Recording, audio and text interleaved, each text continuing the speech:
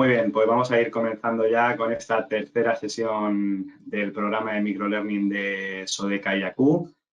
Antes de nada, como siempre, me presento. Para los que no me conozcan, soy Carlos Martínez, soy especialista técnico en la división IAQ de Sodeca y dentro de esta división nos encargamos de buscar las mejores soluciones para implementar en entornos interiores y conseguir mejorar la calidad del aire interior.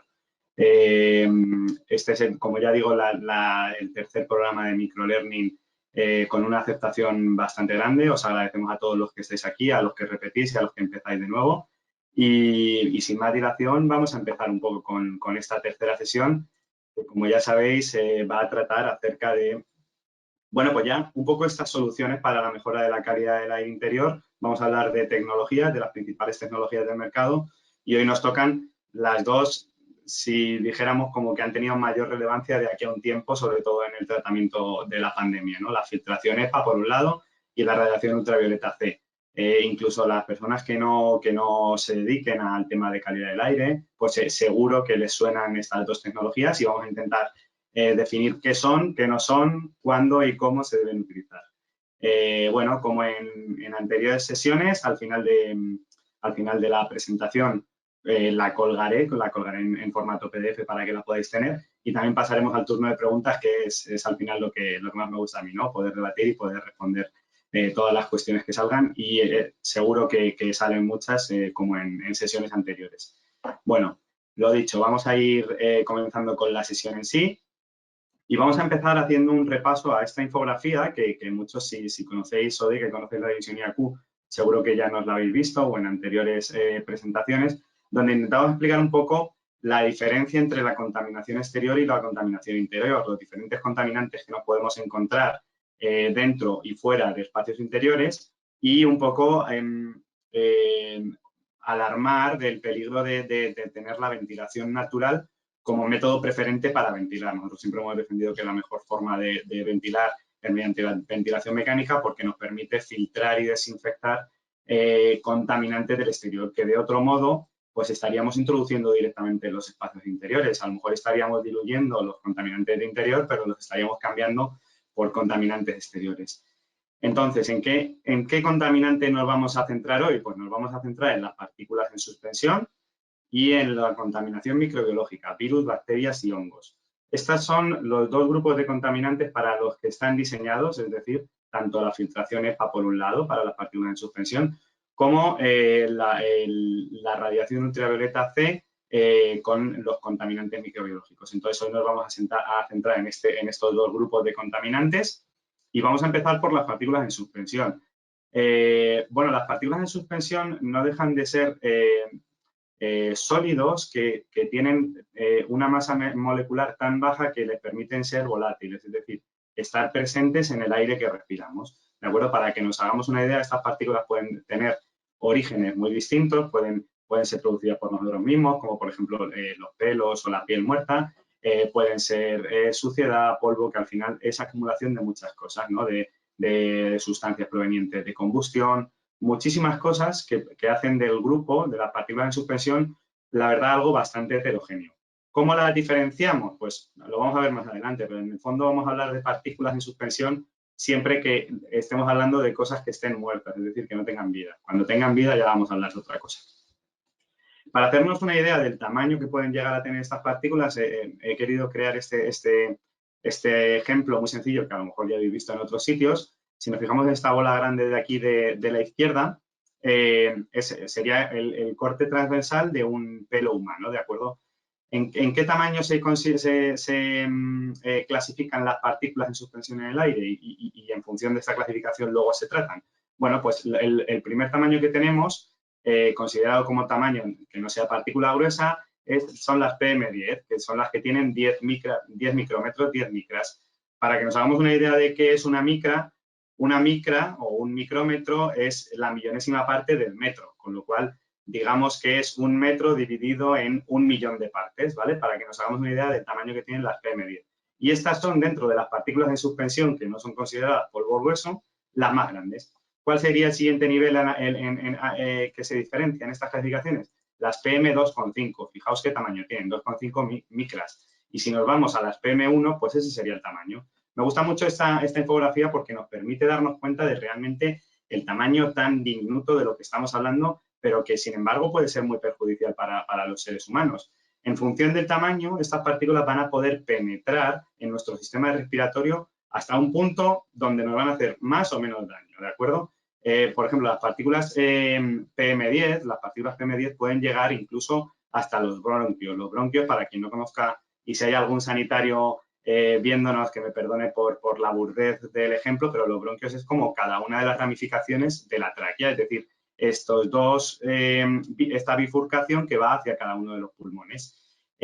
Una vez entramos en los pulmones, lo siguiente que nos encontramos son los bronquiolos, que es esas agrupaciones de las que están formadas los pulmones. Bueno, pues hasta esos bronquiolos podría penetrar las partículas PM2,5. Y ya si nos vamos a los alveolos, que son cada uno de los saquitos que contienen el aire que respiramos y donde se produce el intercambio de aire, pues hasta ahí podrían penetrar las PM1. Con lo cual, cuanto mayor poder de penetración, más daño nos pueden hacer, porque más vulnerable es la estructura a la que están penetrando, ¿de acuerdo? Este es un poco el peligro que aquí nos representa pues, la EPA, que es la Agencia Medioambiental de Estados Unidos, ¿de acuerdo? Entonces, si nos fijamos en este gráfico de aquí de la izquierda, podemos ver una comparativa más o menos del tamaño de todo lo que podemos considerar partículas. Aquí hay también bioaerosoles, como son los virus y las bacterias, que ya lo veremos, pero bueno, tenemos desde 1000 micras como el polvo industrial, lo que llamamos polvo residual, que también puede ser polvo grueso, y ya a partir de esta parte de la izquierda de abajo, pues encontramos hollín, humo de tabaco, que ya es un tamaño mucho más pequeño. Bueno, pues para intentar combatir cada uno de estos grupos de partículas en las que podemos dividir estos contaminantes, lo que tenemos son la filtración mecánica. Lo más efectivo es la filtración mecánica. Son filtros que pueden estar compuestos de diferentes materiales que al final lo que hacen es tamizar esta contaminación. Es decir, tienen un tamaño de poro más pequeño que las partículas que están intentando retener. Bueno, ahora veremos que eso no es tan así, pero una aproximación para explicar la filtración sí que nos vale. Aquí os he puesto una tabla resumida con las 3 grandes normas de filtros que tenemos, por lo menos que están vigentes en Europa, ¿de acuerdo? Esto puede sonar un poco raro, tener 3 normas vigentes. En principio había 2, la UNE 779-2013 y la UNE 1822-1 del 2020, que agrupaba los filtros, digamos, normales de los filtros absolutos, que son los filtros, los denominados EPA. Están diferenciados en 2 normas porque, bueno, son filtros que al fin y al cabo son muy diferentes y nos dan porcentajes de retención de partículas muy diferentes. ¿Qué pasó? En 2017 se actualizó esta norma 779. Se cambió por la norma UNE ISO 16890. Es una norma que es la que en teoría está vigente, pero los que trabajáis en esto estaréis de acuerdo conmigo en que casi no se utiliza. Todo el mundo, si le dices ponme un G4, ponme un F7 o ponme un H14, te va a entender, pero sin embargo este EPM1 que al final te habla de la eficiencia de retención de cada uno de los grupos de partículas, para una micra, para 2,5 y para 10, pues no está tan utilizado. Por eso os dejo esta tabla así un poco de resumen, tampoco me quiero meter mucho en esto, pero que sepáis que esas son las clasificaciones que más se usan. ¿De acuerdo? Luego en Latinoamérica tenemos, por ejemplo, la clasificación MER y otro tipo de clasificaciones, pero aquí en Europa es las que más se trabaja.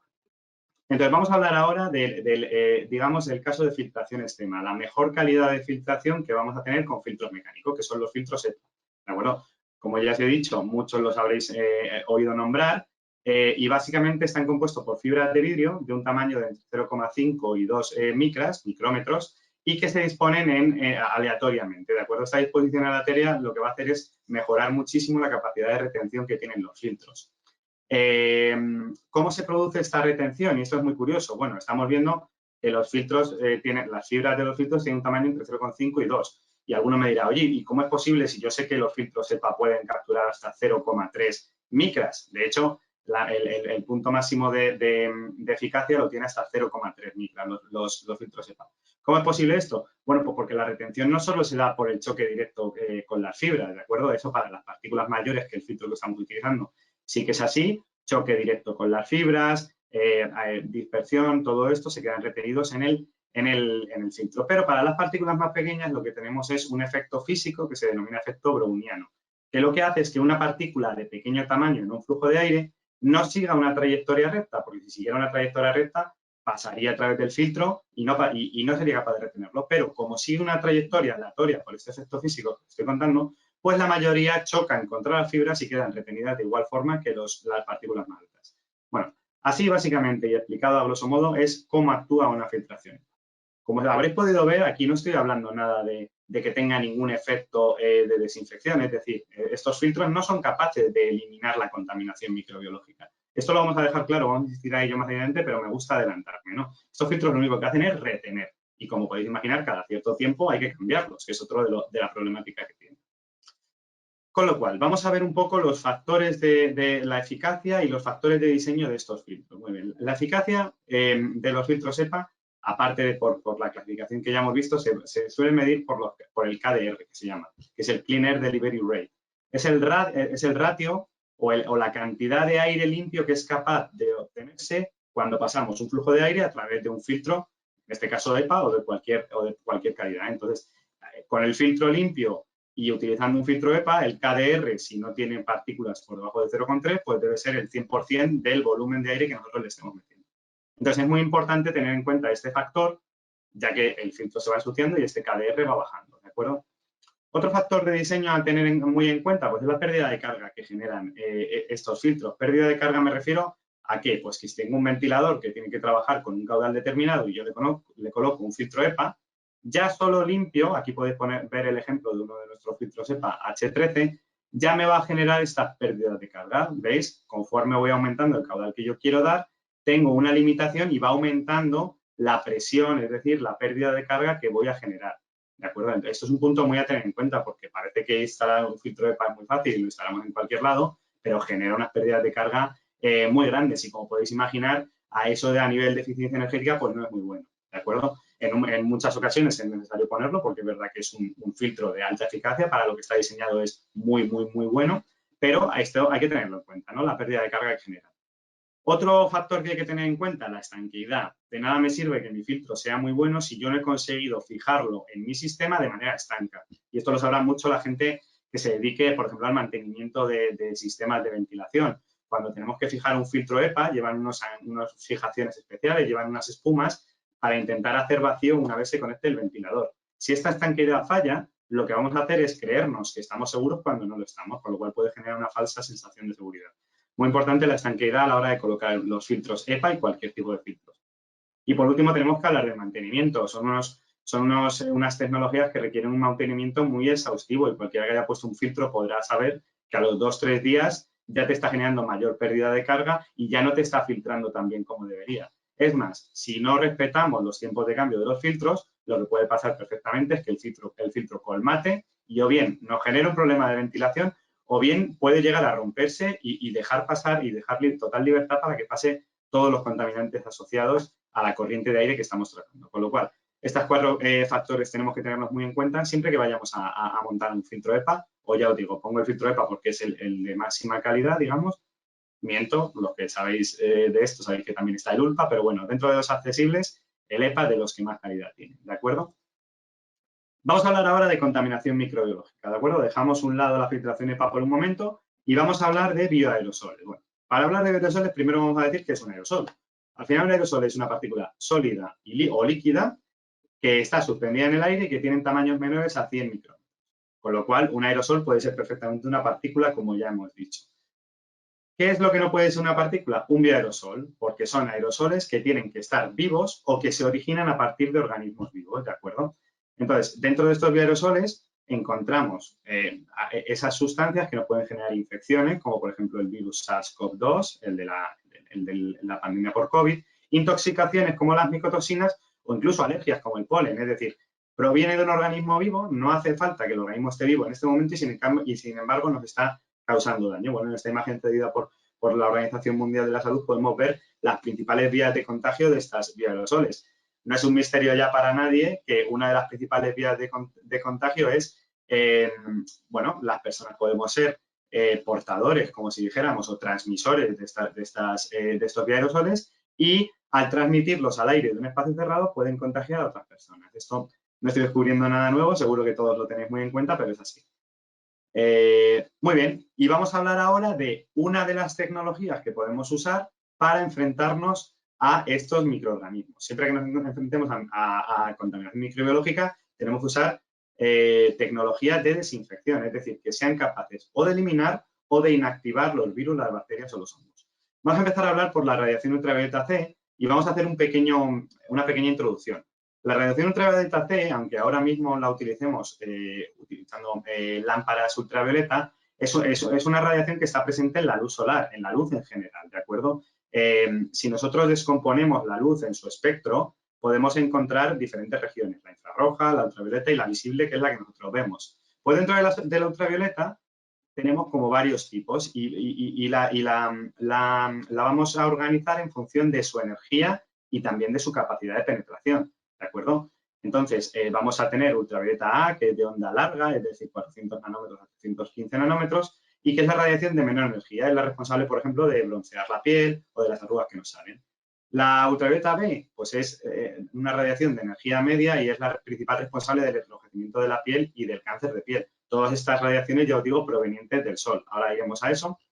La ultravioleta C, que es la que nos ocupa, es una de las longitudes de onda más efectivas para el control germicida, es una de las de onda más corta. Y luego, por debajo de la ultravioleta C, tenemos la ultravioleta de vacío, que es la radiación por debajo de 200 nanómetros y que es tan energética que puede producir ozono. Es decir, puede romper las partículas de oxígeno presentes en el aire y formar ozono. Antes de continuar, lo que quiero ver es que con esto de la radiación ultravioleta C no se ha inventado nada, sino que ya estaba presente en la luz solar. No, bueno, sí está presente en la luz solar, pero no en la que nos llega. Como aquí podemos ver, gracias a la capa de ozono no está llegando la ultravioleta C y por eso mismo podemos sobrevivir en la Tierra. Si la capa de ozono no detuviera los rayos de ultravioleta C, pues probablemente la vida en este planeta no existiría. O sea que fijaos si es eficiente a la hora de eliminar organismos vivos, ¿no? Que nos eliminaría a nosotros mismos, ¿de acuerdo? Vamos a ver un poco, a estudiar el mecanismo de actuación de la radiación ultravioleta C. Es un mecanismo de actuación dentro de los desinfectantes o de las tecnologías que usamos para desinfectar el aire. Es uno de los mecanismos de actuación más sencillos. Básicamente se basa en la absorción de esta radiación ultravioleta C por parte de las cadenas de información genética del microorganismo. Puede ser un ADN de doble cadena como este o una ARN. ¿Qué es lo que ocurre? Que estas cadenas de información donde los virus, las bacterias y los hongos guardan la información genética son muy sensibles a la absorción de esta luz. ¿Y en qué longitud de onda van a absorber mayoritariamente estas cadenas? Pues a partir de 260 nanómetros. Si nos fijamos en esta gráfica de aquí, es una longitud de onda que se encuentra en plena radiación, en plena longitud de onda de ultravioleta C.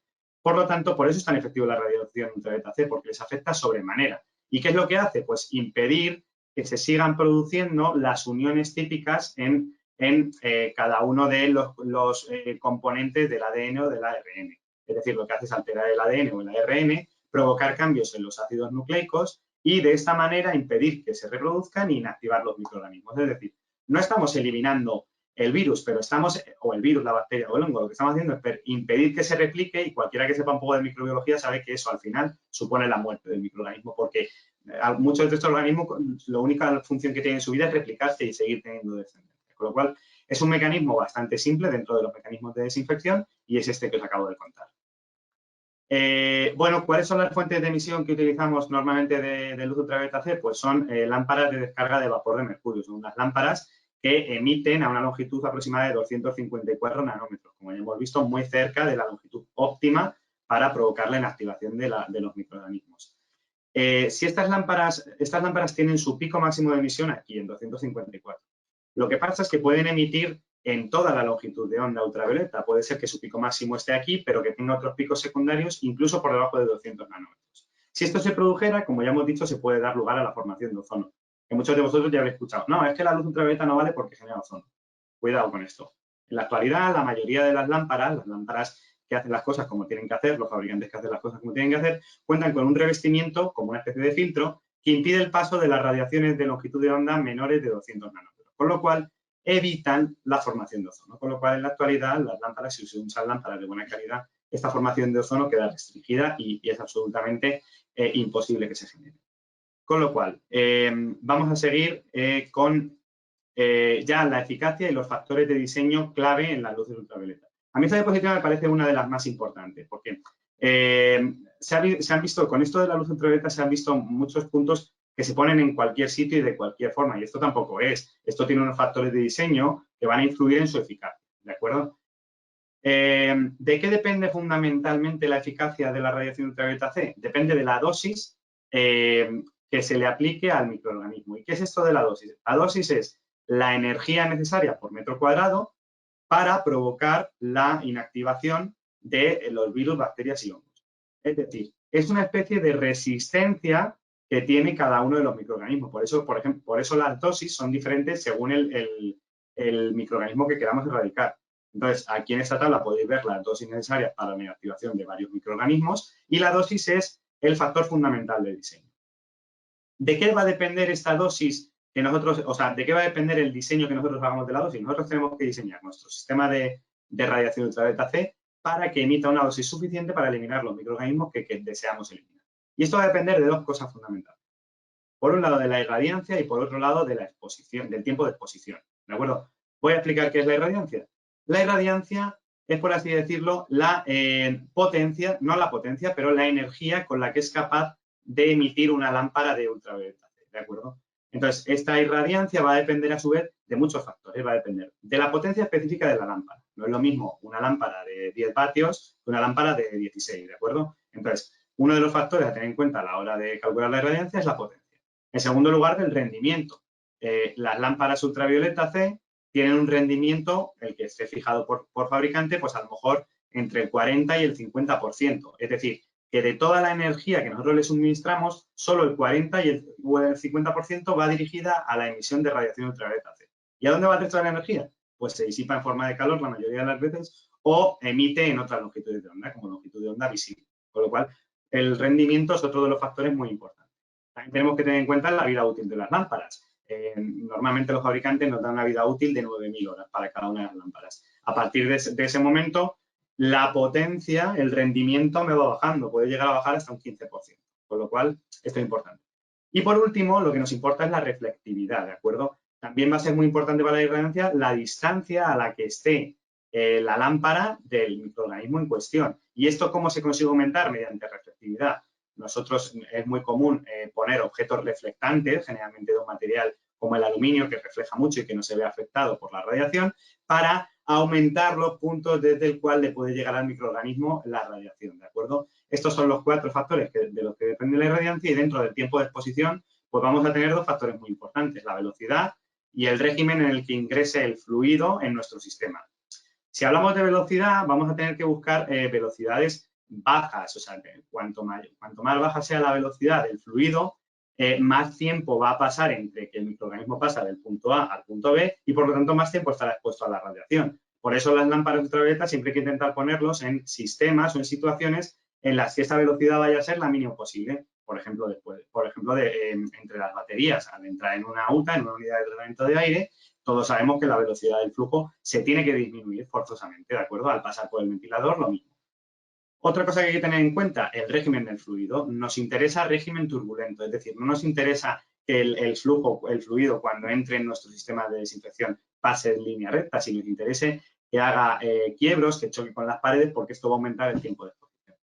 Por lo tanto, muchos factores a tener en cuenta en esto de colocar una lámpara ultravioleta. No vale cualquier posición, ¿de acuerdo? Vamos a pasar a la siguiente diapositiva y vamos a ver una comparativa entre qué es la filtración EPA y qué es la radiación ultravioleta, porque a muchos, con lo que yo os he contado, os puede sorprender. Oye, ¿por qué está comparando una cosa con la otra? Pues porque hay muchas personas que las confunden y que piensan que la filtración EPA puede hacer cosas que en realidad no puede hacer y que la radiación ultravioleta puede hacer cosas que en realidad no puede hacer. Entonces vamos a dejar las cosas claras. ¿Cuál es el mecanismo de actuación de la filtración EPA? Es la retención pura mecánica. Mientras que la radiación lo que hace es inactivación por daños en el material genético. ¿Cuáles son los contaminantes objetivos? Pues las partículas en suspensión, porque solo estoy reteniendo, no estoy ni inactivando ni eliminando la contaminación. O sea, los filtros EPA pueden retener la contaminación microbiológica, sí, pero nadie nos asegura que esa contaminación vaya a morir o se vaya a inactivar.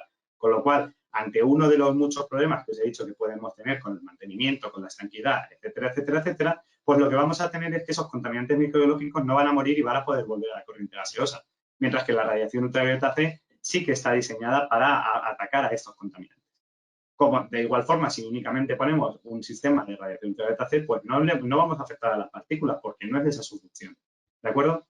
Si nos fijamos en la eficiencia energética, la filtración EPA ya he adelantado que es una eficiencia energética baja comparada con otros métodos, y en cuanto a la radiación ultravioleta C es moderada. Si lo comparamos con otras tecnologías de desinfección como la fotocatálisis que veremos en otras sesiones, pues es un poco moderada, tiene un gasto energético, digamos, relativo, ¿vale? En cuanto a la eficacia, ya hemos dicho que la filtración EPA es uno de los sistemas de tratamiento del aire más eficaces para lo que está diseñado, para el tratamiento de partículas, mientras que la radiación ultravioleta C ha demostrado tener una eficacia bastante alta en el tratamiento de microorganismos. En cuanto a la peligrosidad, vamos a ver por qué pongo esto. Media si no es operado por especialistas en la filtración EPA. Como ya hemos dicho, la mala colocación, el mal mantenimiento de un filtro EPA nos puede generar una falsa sensación de seguridad, con lo cual es algo bastante peligroso porque nos pensamos que estamos protegidos y no lo estamos. Con lo cual, por eso pongo peligrosidad media. Y en cuanto a la radiación ultravioleta C, media alta. Esta radiación, o sea, estas lámparas no están pensadas para estar en contacto con los seres humanos, pues porque nos podrían afectar, sobre todo a nivel mucosas, a nivel ojos. Por eso siempre van a ir dentro de sistemas de tratamiento del aire a los que los seres humanos no podamos acceder y su acción se reduce solo adentro de ese sistema, no va a salir fuera, con lo cual es media alta si no es operada por especialistas, pero una vez está conectada no tiene ninguno de los dos sistemas ninguna peligrosidad para el ser humano. Y si hablamos de los factores de diseño, pues por resumir un poco, en la filtración EPA tendremos que tener en cuenta el KDR, la pérdida de carga y la estanqueidad, y en cuanto a la irradiancia y el tiempo de exposición, en cuanto a la radiación ultravioleta, perdón, tenemos que tener en cuenta la irradiancia y el tiempo de exposición. Para terminar, ya que hemos visto que estas dos tecnologías son muy buenas y que sirven cada una para lo que fueron diseñados, lo que debemos hacer como consumidores, como empresas, como instituciones, sea quien me está viendo al otro lado de la pantalla, es intentar buscar soluciones híbridas de tratamiento del aire. Esto ya lo he puesto con anterioridad en otras charlas. Es que es básico, es que si yo no me fiaría de alguien que me diga, mira, con mi tecnología puedes tratar todos y cada uno de los contaminantes del aire. Eso no existe, eso no es verdad. A lo que hay que ir es a buscar soluciones híbridas de tratamiento del aire. Aquí os he puesto algunos de los ejemplos que tenemos nosotros en la casa, pero es que como consumidor tengo que ir a buscar cosas como estas, soluciones híbridas que me aseguren el tratamiento de cada uno de los contaminantes que voy a tener.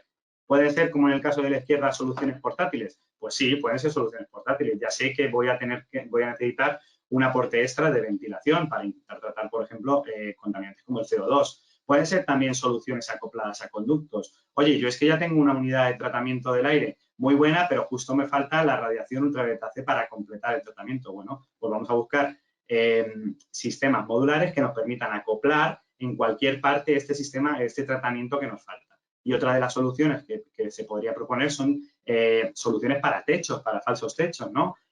Para que la instalación sea mínima y podamos contar con la protección de la filtración EPA y el tratamiento de desinfección que ofrece la luz ultravioleta. Con lo cual, como habéis podido ver, existen muchos tipos de soluciones. Lo más importante es que busquemos soluciones híbridas, tratamientos completos, ventilación, climatización, filtración y desinfección. Y sobre todo, huir de los vendehumos y de los falsos mitos de con mi tecnología lo trato todo, porque eso no existe. ¿De acuerdo? Bueno, perdonad si me he puesto un poco intensito, pero me parece algo muy importante. Vamos a finalizar aquí lo que es la exposición. Vamos a abrir enseguida el turno de preguntas. Nuevamente, daros las gracias a todos por vuestra presencia aquí, porque está siendo un programa con mucha atención por parte del público, porque estamos recibiendo todos los días muchas consultas, muchas preguntas, e invitaros al que va a ser nuestra última sesión dentro de este primer programa de microlearning. Va a ser el 29 de julio. Vamos a seguir hablando de soluciones para mejorar la calidad del aire interior y en este caso vamos a hablar de filtros electrostáticos como solución de filtración y de fotocatálisis como solución de desinfección. Entonces, dicho esto, después de agradeceros a todos vuestra participación, únicamente recordaros que hemos abierto también este programa de microlearning en versión inglesa para que el público de habla inglesa, con lo cual si conocéis a alguien que le puede interesar, os invito a compartir nuestras publicaciones en LinkedIn. Voy a subiros la presentación y mientras tanto me van aquí organizando las preguntas, que ya he visto que ha habido bastantes preguntas, con lo cual en cuanto suba el documento comenzamos a contestar las preguntas. Vale. Ya os lo estoy subiendo. Muy bien, pues ya está cargado, ya lo tenéis ahí, os lo podéis descargar, os recomiendo que os lo descarguéis en cuanto podáis. Al final de la sesión dejaré un poco más de tiempo por si no lo habéis descargado, pero podéis ir descargándolo. Y ahora vamos a ver un poco las preguntas que habéis ido haciendo, ¿vale? Vamos a intentar responder a todas y las que no den tiempo, lo que os digo, no os preocupéis que se quedan registrados en nuestro sistema y os contestaremos a todos uno por uno en cuanto podamos, ¿de acuerdo? Muy bien, nos habla Gonzalo Mañanes. Nos hace una pregunta, ¿se pueden producir mutaciones con la radiación ultravioleta? Bueno, en primer lugar, buenas tardes o buenos días, Gonzalo, depende de dónde nos esté escribiendo. ¿Se pueden producir mutaciones? De hecho, se producen. Lo que pasa es que solo se producen en los microorganismos que estamos tratando. A nuestro nivel, para nuestra exposición, a la que vamos a tener los seres humanos, no, rotundamente no, no se producen mutaciones. Solo se producen mutaciones, si entendemos mutaciones como tal, en la cadena de ADN, es decir, no vamos a crear un supervirus ni se van a generar nuevas especies de microorganismos. Lo único que vamos a mutar va a ser la forma en la que estos virus, bacterias y hongos se reproducen y, por lo tanto, los vamos a inactivar. Pero rotundamente no vamos a generar nuevas especies, ni un supervirus, ni mañana van a detenerme a mí por haber hecho promoción de esto, ¿de acuerdo? Con lo cual, creo que ahí lo dejamos contestado. Mira, otra pregunta de Gonzalo, vamos a contestarla. Nos pregunta, ¿es posible que haya una solución única y que no se haya descubierto? Bueno, a ver, Gonzalo, yo no me atrevo a decir de este agua no beberé, como decimos aquí. Yo lo veo muy difícil, sobre todo porque estos contaminantes tienen características muy diferentes y, por lo tanto, debemos abordar el problema desde puntos muy diferentes. ¿Puede pasar? Hombre, puede pasar, entiendo que sí, que puede pasar, pero yo creo que estamos lejos de conseguir eso, ¿eh? Siempre vamos a tener que ir a buscar soluciones, ya os digo, más híbridas, más centrados en que cada tecnología trate el contaminante para el que fue diseñada y así nos irá bien, ¿de acuerdo? Bueno, espero haber contestado a tus preguntas. Vamos a seguir. Bueno, veo, como siempre, tengo que daros las gracias porque una cantidad de preguntas increíble, que además es lo que nos gusta, el debate, el poder hablar de estas cosas con vosotros. Vamos a leer una pregunta de Rafael Valdés. Dice, a ver, ¿la instalación de las lámparas ultravioleta C pueden colocarse cerca de los filtros? Lo anterior no repercute en la integridad de los materiales y gasket geles de los que están construidos los filtros. Pues tienes toda la razón, Rafael, no deberían colocarse delante de los filtros, deberían colocarse detrás, porque a que afecte a la parte de atrás de los filtros, que tiene una protección, no nos va a resultar de inconveniente, pero no deberían colocarse justo delante de los filtros. ¿Una buena zona para colocarlo? Pues si estamos hablando de sistemas de tratamiento completos, como puede ser una unidad de tratamiento del aire, una UTA, pues normalmente se colocan cerca de las baterías. ¿Por qué? Porque además vamos a conseguir una doble acción. Además de desinfectar la corriente de aire gaseosa, vamos a evitar que se proliferen esos hongos y esas bacterias que son típicas de ambientes húmedos, como pueden ser los de las baterías. Con lo cual, es una zona muy recomendable. Si no podemos colocarlo ahí, siempre en un módulo ya un poco fuera del ventilador, justo delante, por ejemplo, es una buena alternativa, ¿de acuerdo? Vamos a seguir con Miguel Alejandro Castillo. ¿Va a haber PDF de la presentación? Sí, ya lo tienes colgado, Miguel. Vamos a leer alguna más. Vamos a responder a Luis Chávez. Nos dice Luis, ¿este seminario lo sube en alguna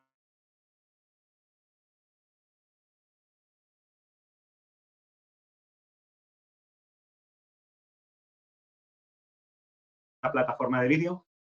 Luis, todos los que, todos con el mismo enlace con el que os había plataforma una vez termine. Y de aquí a unos días, cuando terminemos todas las sesiones de microlearning, lo que vamos a hacer es subir un recopilatorio, cortar las partes donde esté un poco más parado, a nuestro canal de YouTube, ¿vale? O sea que os animo también a visitarlo si tenéis interés, porque subimos mucho material y la verdad que está muy bien. Entonces, vamos a seguir un poco con las preguntas que están siendo muy interesantes. Vamos a ver. Rafael Valdés Flores, ¿a las baterías te refieres a los serpentines de enfriamiento-calentamiento? Sí, Rafael Valdés, perdóname, sí, me refiero a los serpentines. Aquí en España los llamamos baterías, pero son los serpentines que, como ya sabéis, pueden enfriar o calentar el aire. Lo utilizamos para eso. Tienen también una bandeja de condensados y es un foco húmedo que es muy común que se proliferen pues, todo tipo de bacterias y hongos, con lo cual es una buena zona para ponerlos. Vamos a pasar. Nos pregunta Josep Ventura. Todo tipo de filtro EPA debería incorporar posteriormente validación o test de integridad que elimine la peligrosidad que comentas. Pues muy buena pregunta, la verdad, Josep. Muchas gracias por... Sí, la verdad es que sí. Y de hecho, me consta que se hace, ¿no? Cuando se va a abrir una nueva instalación, siempre que se hace la puesta en marcha de una instalación, se hace este test que comentas. Concretamente, uno de los más conocidos es el test DOP, que no deja de ser una máquina que lo que nos va a introducir es aguas arriba del sistema, una especie de humo generado por la máquina y en la parte de abajo va a haber un técnico con un medidor de partículas especializado que va a medir cuántas partículas deja pasar el filtro. Y de hecho, en las inspecciones obligatorias que tienen que pasar, por ejemplo, los hospitales también se hace en cada uno de los filtros que tienen los quirófanos en el techo, se hace este test, con lo cual es un test que debería realizarse, sí. ¿Cuál es el problema? Que estas inspecciones no se realizan todo lo que deberían, pero de eso ya hablamos en el seminario pasado, tampoco me quiero extender mucho. Pero muy bien tirada la pregunta, Josep, muchas gracias. Vamos a ver qué más preguntas tenemos. Vamos a ver, otra de Josep, mira. Una lámpara ultravioleta C, tanto da si la instalas delante o detrás del filtro, el daño al filtro será el mismo. Sí, pero en esta parte donde queremos que retenga, Josep, en la parte en la que va a estar primero en contacto con la corriente. Si la instalamos en la parte de atrás, como ya he dicho, normalmente se suelen colocar otro tipo de... O sea, no me refiero justo detrás del filtro, evidentemente, me refería a que nunca adelante, pero en la parte de atrás, cuando seguimos con la UTA, se puede seguir colocando, ¿de acuerdo? Vamos a ver porque tenemos más preguntas, vamos a ir terminando. A ver, nos preguntan sobre la velocidad. Velocidad recomendada para las cámaras germicidas. Manuel Ursúa. Hola, Manuel. Nunca más de 2,5 metros por segundo, ¿de acuerdo? Es una velocidad orientativa. Cada sistema se debe estudiar en función de los parámetros como la ventilación que vayamos a tener, los filtros que vayamos a colocar delante, pero en general, si supera los 2,5 metros por segundo, no vamos a tener un tiempo de exposición demasiado alto, con lo cual esa va a ser el punto donde vamos a fijar más o menos el límite de diseño, ¿de acuerdo? Vamos a pasar a otra pregunta. Elizabeth Montano Vega. En ambientes muy húmedos, nos preguntan, en ambientes muy húmedos, baños, además de la ventilación, ¿qué solución se puede dar para la formación de MOS? ¿Lámparas ultravioleta? Bueno, Elizabeth, no está mal tirada. Lo que pasa es que el problema lo vas a seguir teniendo, ¿no? Va a seguir siendo un foco húmedo. Lo principal en este tipo de ambientes, como ya dices, es la ventilación y sobre todo la extracción de aire. Ahora, si tenemos un problema muy acuciante, por así decirlo, existen unos dispositivos que se denominan de cielo abierto, que pueden ser una buena alternativa. No están colocados, si los techos del baño son lo suficientemente altos, se podría colocar este tipo de dispositivos y en cualquier caso, si no se soluciona el problema, porque ya te digo que el foco húmedo lo vas a seguir teniendo, por lo menos vamos a intentar reducir la concentración de estos contaminantes. Bueno, me parece que vamos a cortar ya el turno de preguntas. Simplemente agradeceros a todos una vez más vuestra presencia, vuestras preguntas, vuestra atención con este programa. La verdad que estamos muy contentos con la aceptación que está teniendo.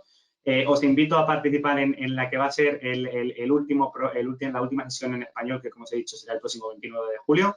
Y después de agosto seguramente volvamos con nuevos programas de microlearning, con todas las recomendaciones que nos vais haciendo en la encuesta. Al final de cada presentación os va a saltar una encuesta con, bueno, oye, ¿de qué os gustaría hacer la siguiente microformación? Y la vamos a tener muy en cuenta para los siguientes programas, ¿de acuerdo? Entonces, muchísimas gracias a todos por vuestra asistencia. Voy a dejar el seminario abierto 2-3 minutitos por si alguien no se ha descargado la presentación, que se la pueda descargar y nos vemos en la siguiente fecha. Muchas gracias. Un saludo.